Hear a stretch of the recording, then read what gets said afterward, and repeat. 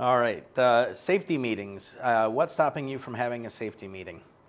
I'm Bill Georges, and this is Carol Snelling. We're from Tow Times Magazine. I'm actually a tower from Michigan, but I'm on the board of Tow Times, and Carol takes care of our circulation and our Market Smart and our Tow Safe training program. What we're going to talk about today is safety meetings and why it's important for you to have a safety meeting at your company on a regular basis. The basic questions are you having a safety meeting on a regular basis, a recurring basis, weekly, monthly, every couple of weeks, every couple of months, whatever it might be? If not, why aren't you having a safety meeting to communicate things to your employees, both drivers and dispatchers, call takers? If you do, how can we help you make them better? What are the benefits to having a regular safety meeting? What are the costs of having a safety meeting? And more importantly, what are the costs to you and your company if you don't have regular safety meetings? 5 easy steps to hosting and having a safety meeting. Number 1, identify regular problems that recur in your business. Are there sources of potential injury or liability or damage to your customers' vehicles? Take a look at your business. Every day you have things that impact your business. What are out there? Do you use forklifts in your business? Do you move forklifts or special equipment on your flatbeds or rollbacks? Are your people properly trained and certified to operate a forklift or operate a scissor lift? Do they have the little certification cards? Those are very important for you if you're moving those types of equipment and your people aren't properly trained.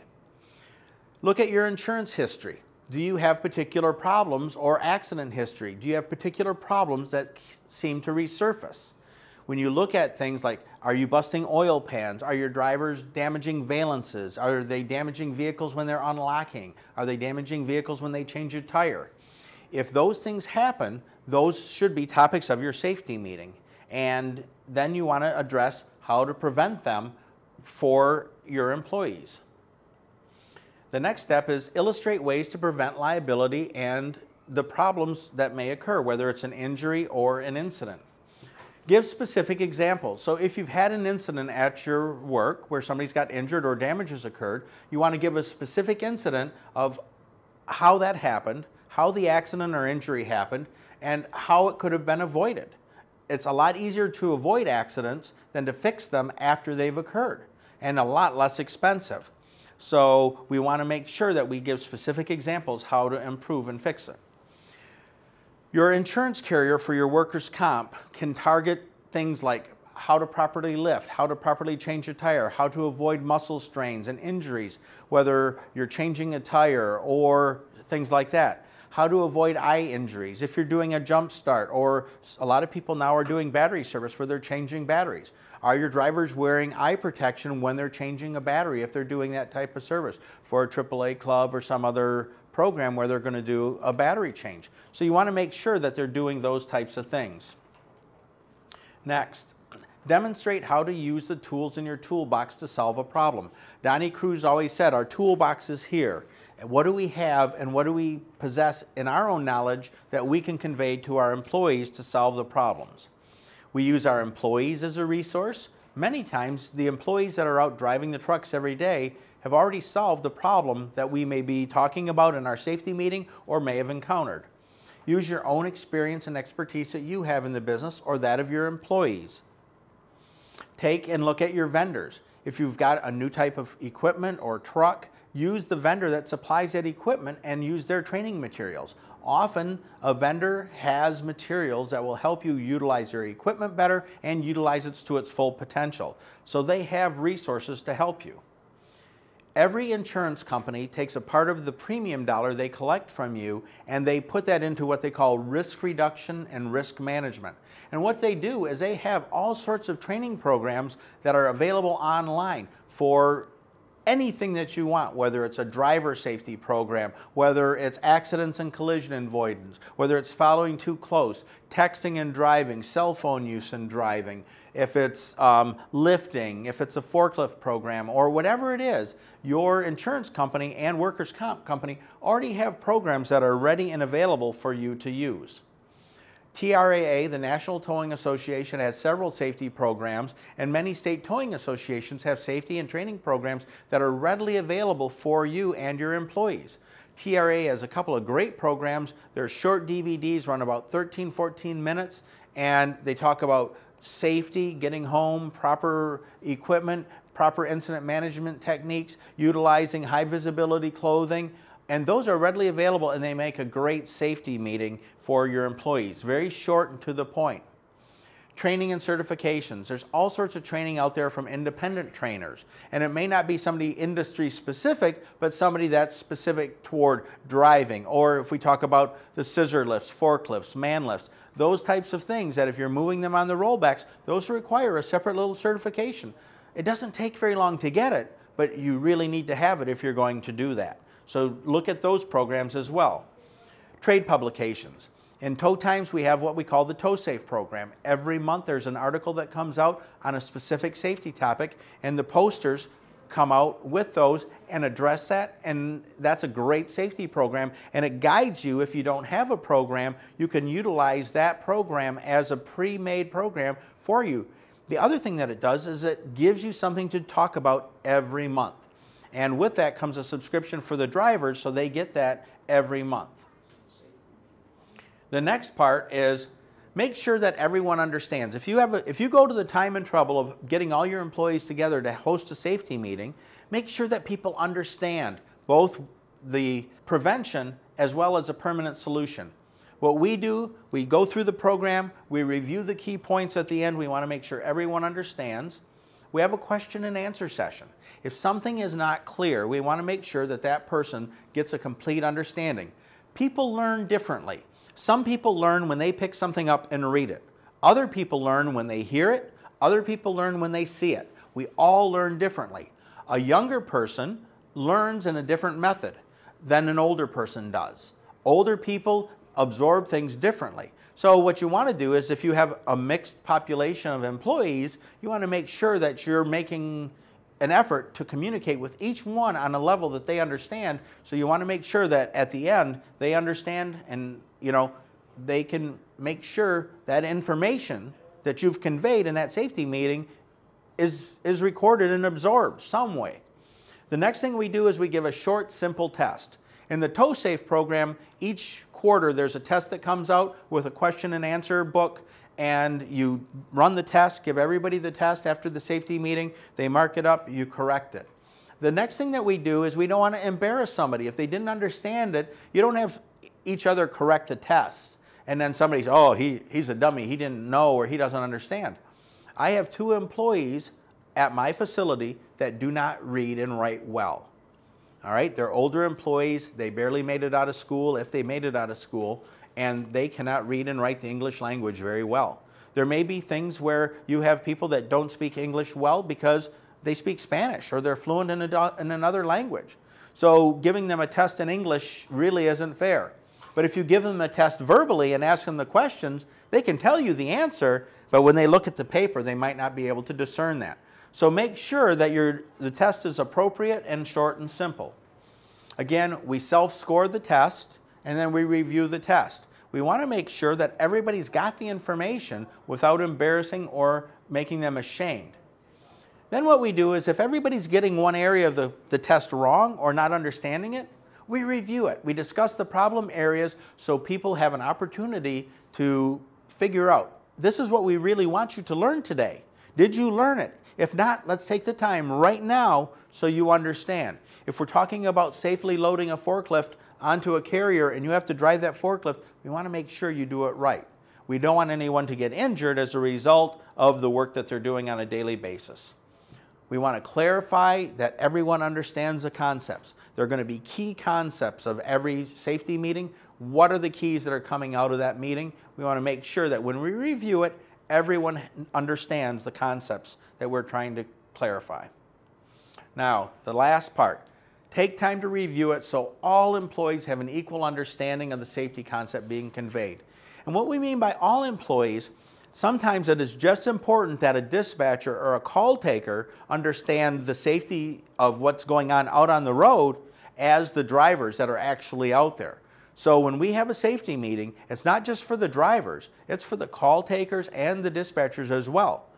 They are the first line of defense and offense when a call comes in, and they can help avoid problems right away. When we have a meeting and the meeting's over, we keep the door open for discussion after the meeting and between meetings. If we have a problem that arises and we had our safety meeting on Friday and our next one's not for 2 weeks, but we have a problem that cropped up over the weekend and on Monday morning we had a damage, we want to know about it right away so we can start to fix it. We might put a bulletin out to all the employees. We might print something out and give it to everyone. Why? We want them to get it right away so we don't have another problem. One of the things that we saw early on is that if you use a lockout tool and you wedge open a door and put a tool inside the door and the window has laminated glass, not tempered glass. Most side windows are tempered. Some of the newer vehicles have laminated glass on the side. You can crack the window.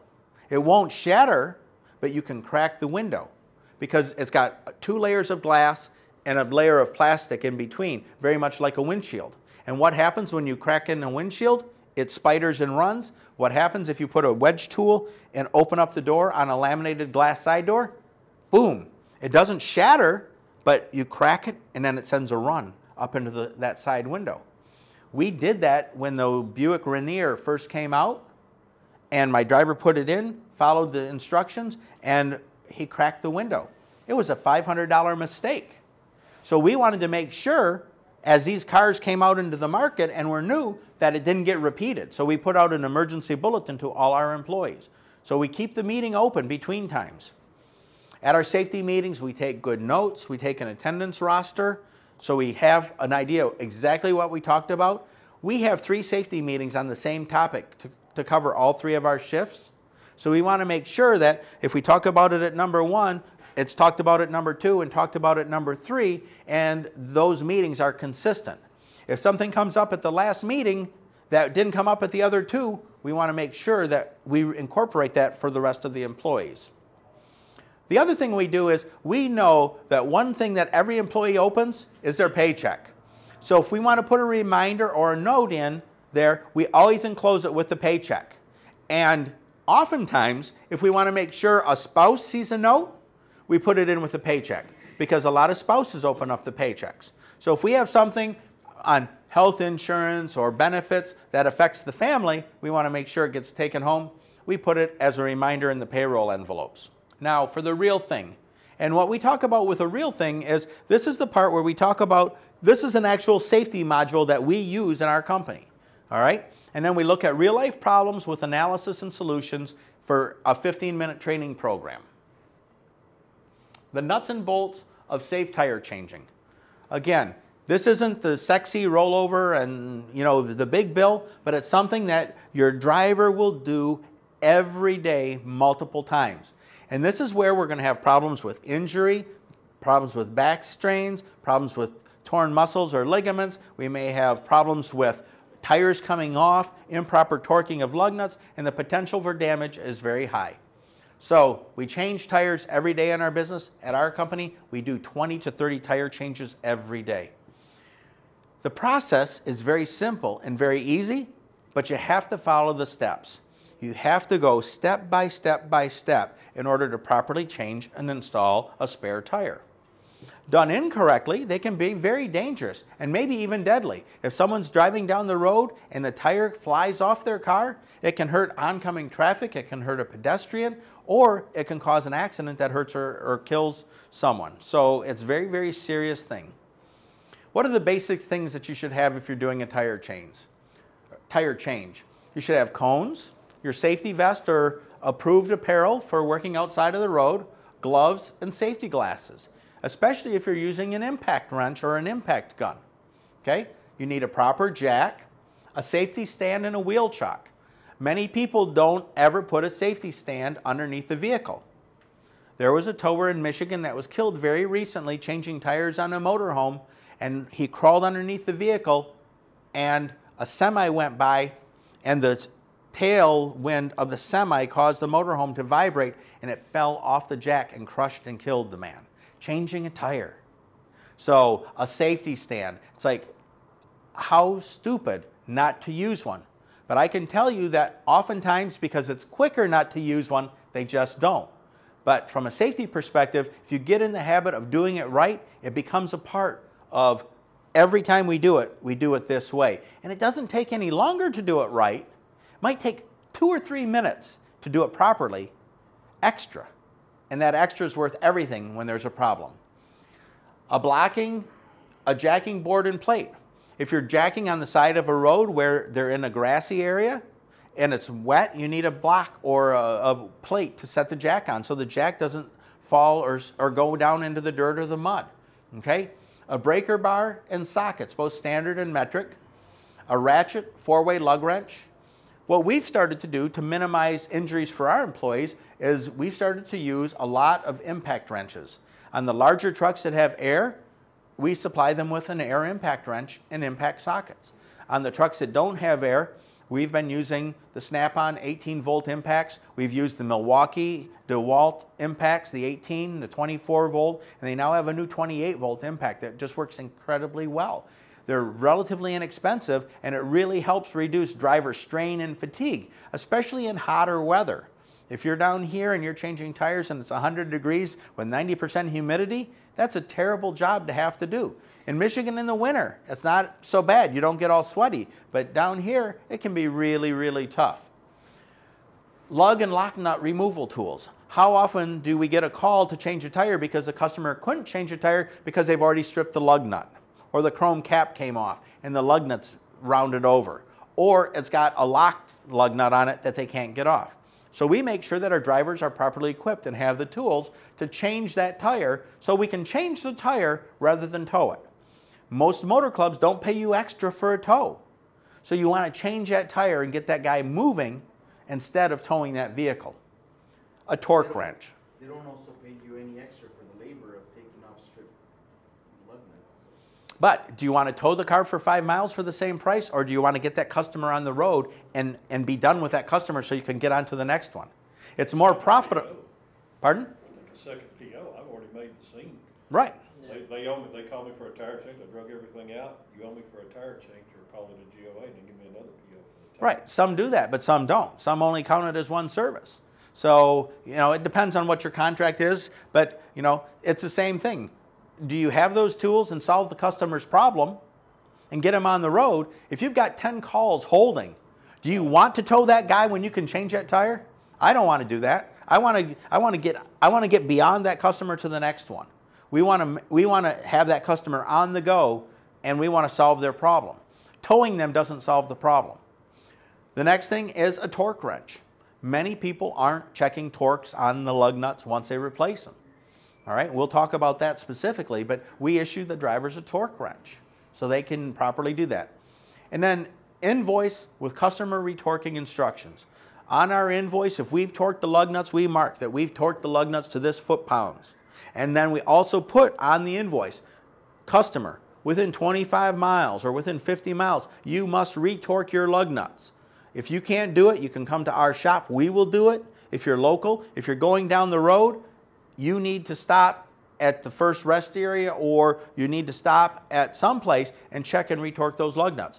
Every owner's manual of every car will tell you that once a tire's been replaced, after the car's been run, they need to be retorqued after the car has been driven a short distance. A lot of times, you'll hear the complaint. Customer, 5 days or 10 days later, the customer's driving down the road, tire fell off. Why did the tire fall off? Because they weren't properly retorqued, or they weren't properly torqued at the beginning.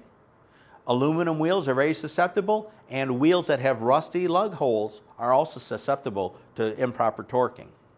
Tire changing procedures. So what do we do when we first change a tire?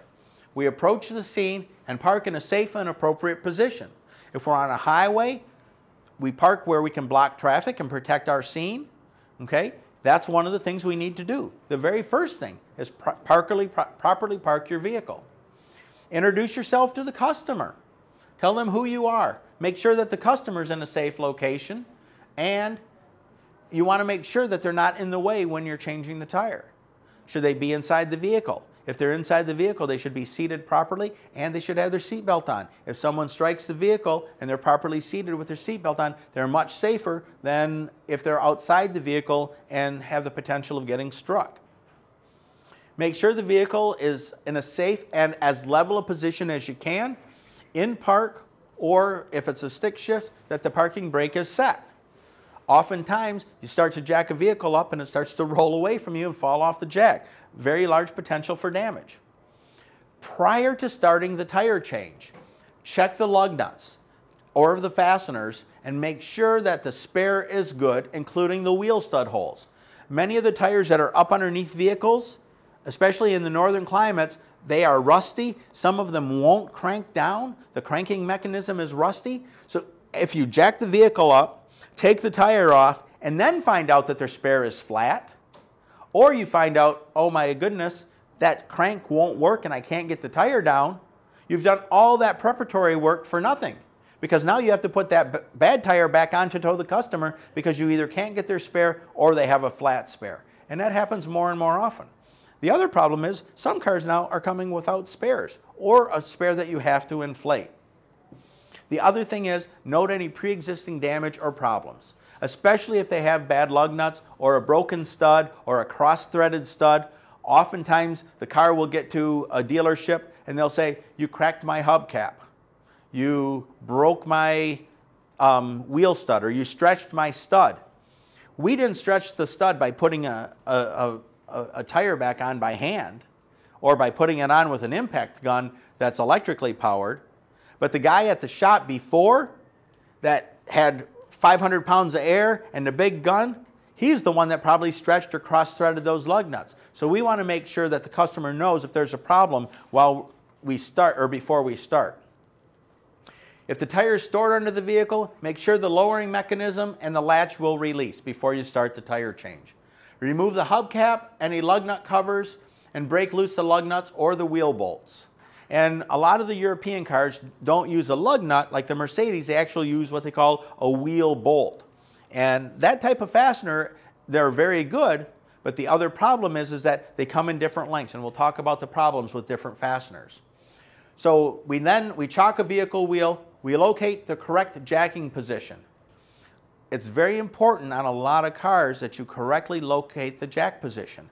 If you're using a floor jack rather than the factory jack, you need to make sure that you're not going to crack or break any fairings, that you're going to properly jack and not push up the floor pan.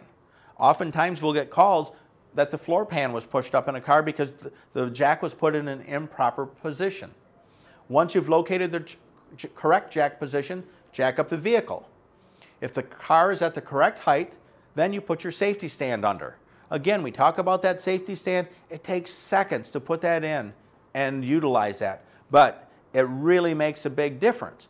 And it's just a good practice to get into. So once a vehicle's at proper height, put in your safety stand. The next thing, now we've got that, we're going to remove our lug nuts or the wheel bolts entirely from the vehicle. We're going to remove the tire and wheel from the hub.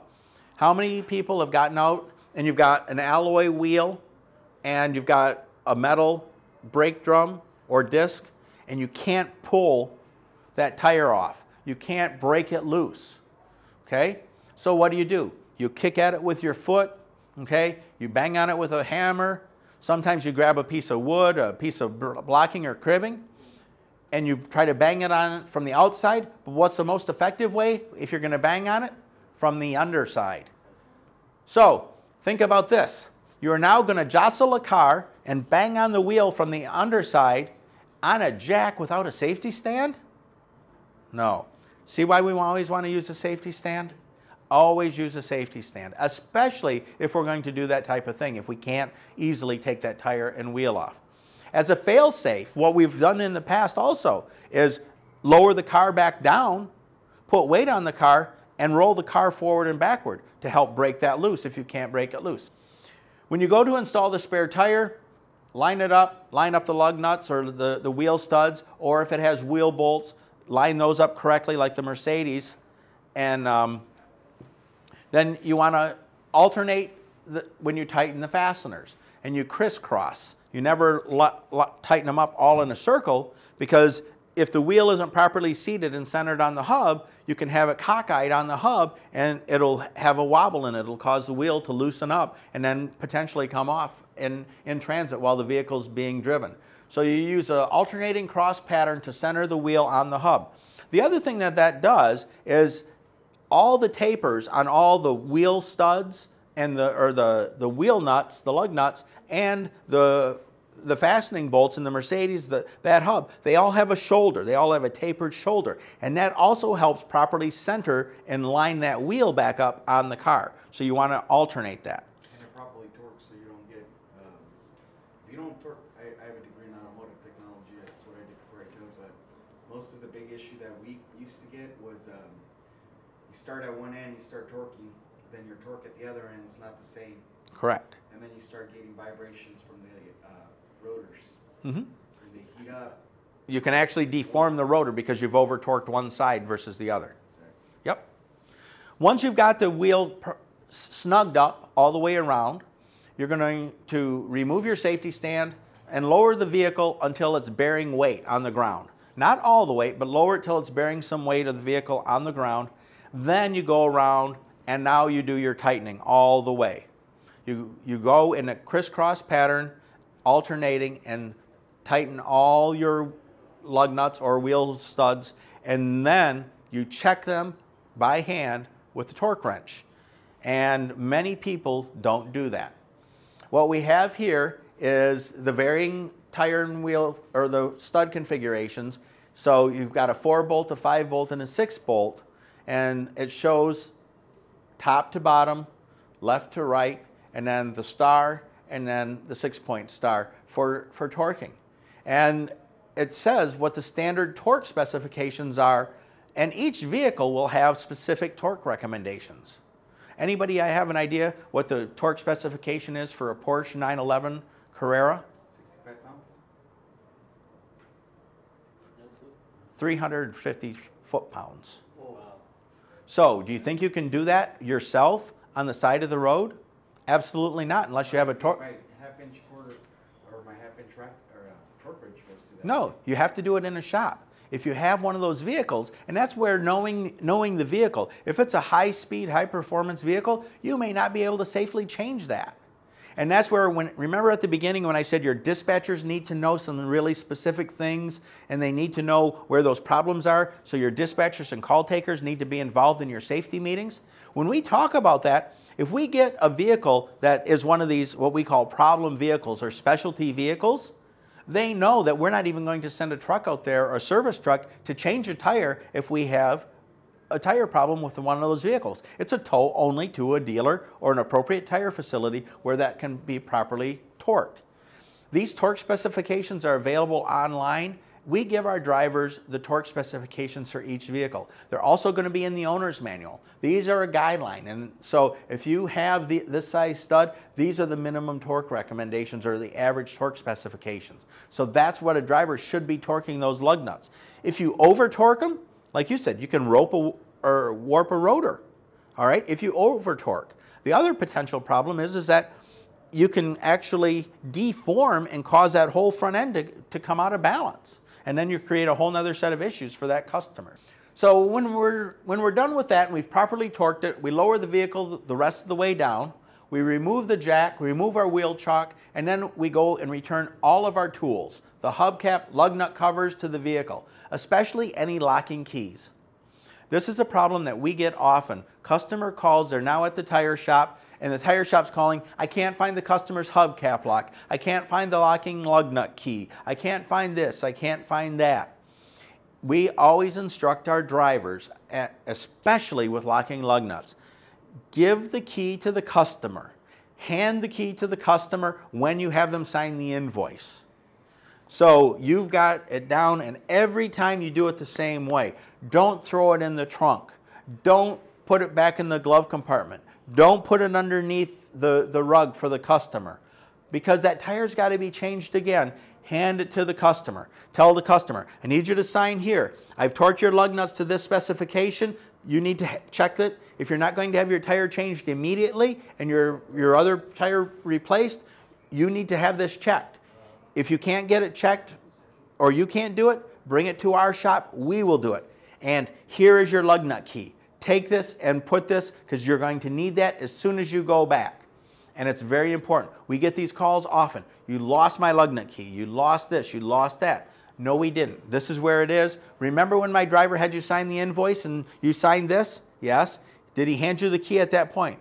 Oh, yes, I remember that. Where did you put it? Oh, I put it in the center console. Because, you know, wherever the customer puts it, they'll remember. But if we put it away, they won't know when the tire guy is asking them. The next thing is stow the flat tire. And this is a critical point. A lot of vehicles use the smaller tire. There's not a place to stow a full-size tire in the trunk. So if a customer has a full trunk, or if they have a Corvette, the Corvette tire will not go back where it's stowed. Does the driver have a garbage bag or a large bag to put the tire in if it has to go inside the passenger compartment of the customer's vehicle?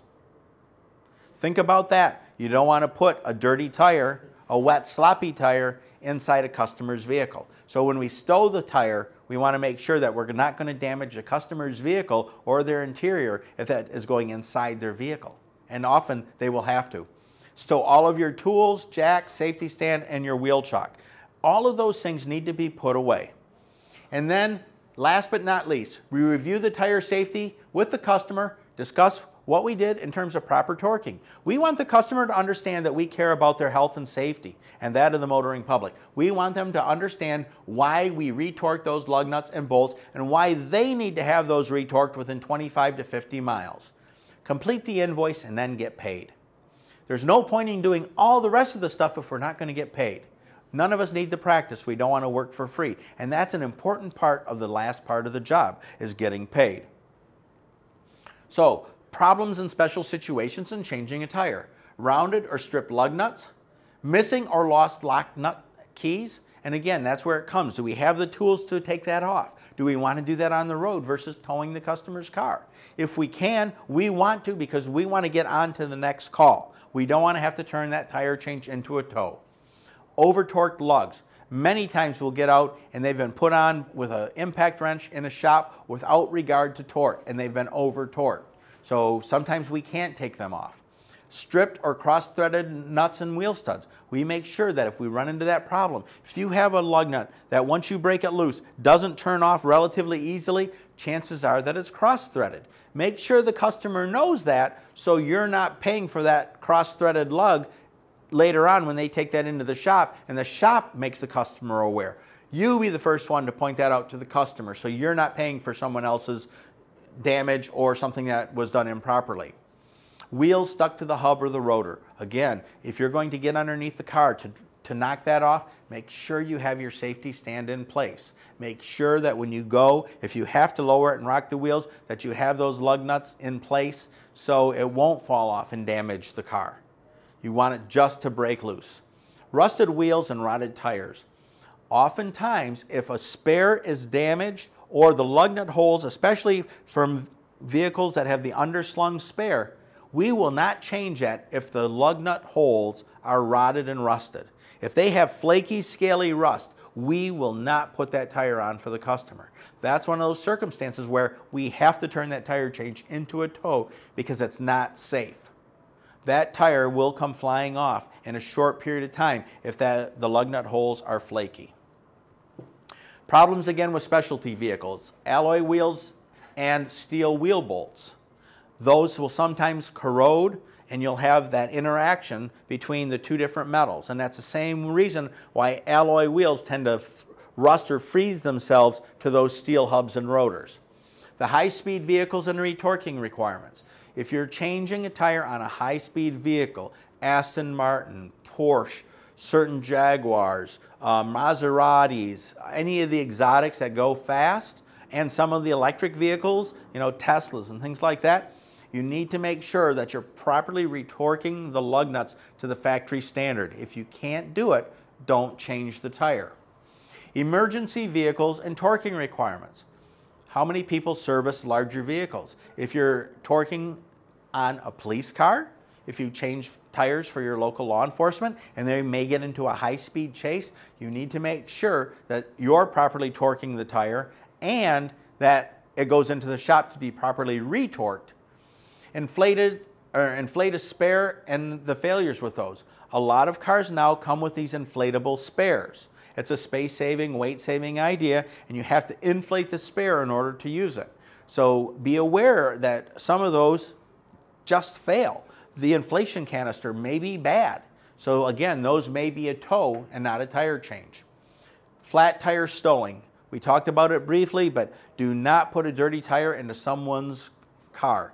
Even in the back of an SUV, they have that fancy leatherette or tan carpeting in the back of their SUV, and you pick up this dirty, wet tire and put it on their carpeting. You don't want to have to pay to clean up that customer's car because you put that dirty tire there. So think about having a trash bag or a large bag that will handle that spare tire. And then some situations that are tow only. So if you have an electric vehicle or certain hybrid vehicles that no longer come with spares, if they have a flat tire, they are tow only. So be aware that a lot of the vehicles now, a spare tire is optional on newer vehicles. A lot of the 2012 small vehicles do not come with the tire as standard anymore for a spare. They are only optional. What happens if you don't properly install and torque? Wheels can loosen up, damage the wheel hub, rotor, and the studs. All right? Very expensive damage. But it becomes more expensive if that wheel comes off at speed. You could have damage to a vehicle, damage to the other property, and potential loss of life. There was a gentleman that changed a tire on a Ford Windstar van. The lug nut holes were rusty and flaky, but the lady needed the tire put on, so he put the tire on. She drove it for 7 days before she had money to get the tire repaired or replaced properly. So going down the highway, and she was going through what we call an S-curve on the highway, the tire came off the front of her van. The van skidded to a halt and damaged the rotor and the fender and the bumper from skidding to a stop. But that tire that was going 70 miles an hour jumped the expressway, went over into oncoming traffic, fortunately hit no one in oncoming traffic. It jumped off the expressway and went into a parking garage and damaged 7 cars. The tower who changed the tire 6 days earlier, he was held responsible and had to pay for the damage to all 7 cars. Why? He didn't instruct the customer that they should change that tire immediately. He put on the spare even though it was rusty. He did a lot of things wrong that he could have avoided. And he didn't have a note on the customer's invoice that they were responsible for having the wheel retorqued and checked. So in those circumstances, you should not put those on. Fortunately, no one was hurt. But that tire could have killed someone if it would have hit them at 70 miles an hour. These types of claims are avoidable if you do this job the right way every time, and if you train your employees to do it the right way every time. So when you want to get started with safety training, this is what you do. You create a measurable program. That was our module, that's something we would use, and that's what we do with our employees.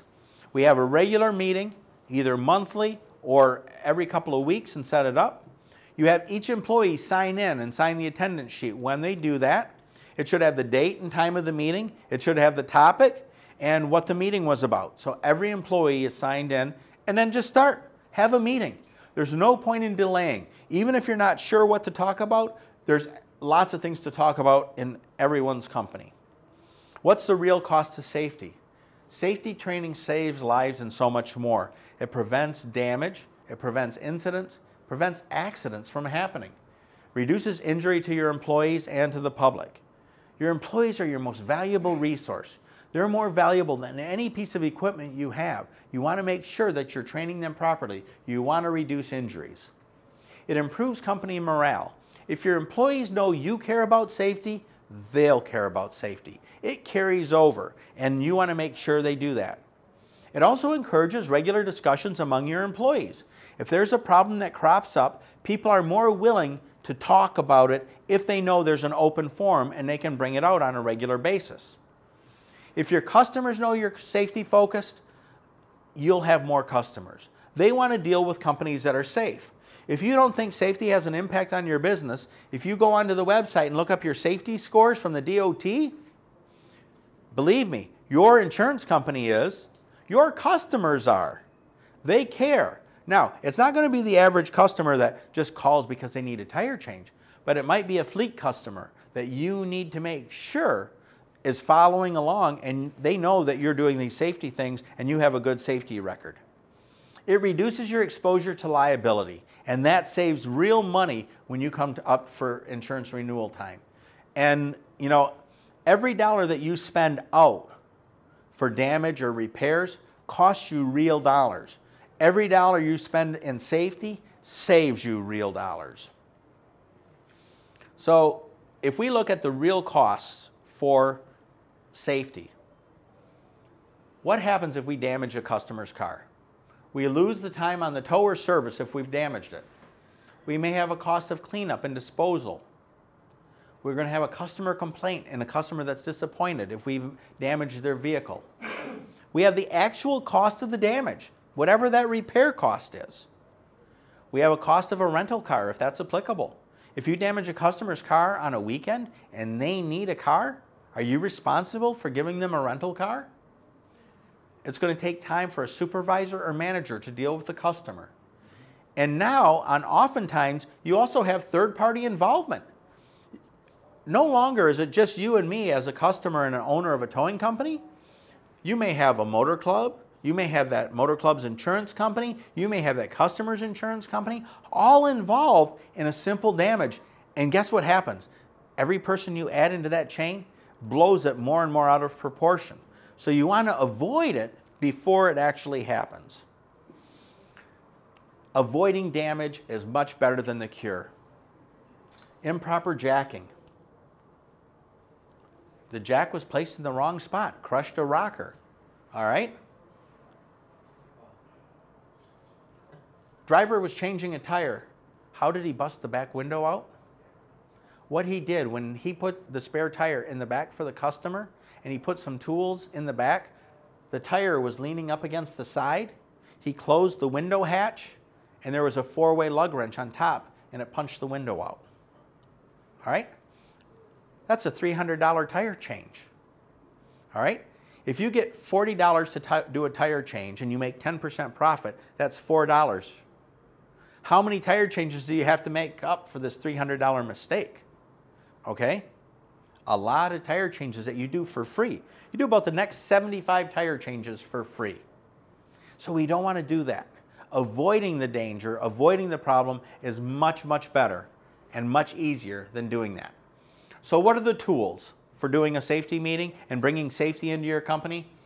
They're available for you. TRA has the program we talked about, Everyone Goes Home, Dressing for Success, Tow Safe program, and Carol will tell you about the Tow Safe program, and your insurance company. They offer many, many safety programs that are free. You already pay for them when you pay for your premium. So, you need to make sure that you're utilizing them. Your company and driver safety is being monitored right now.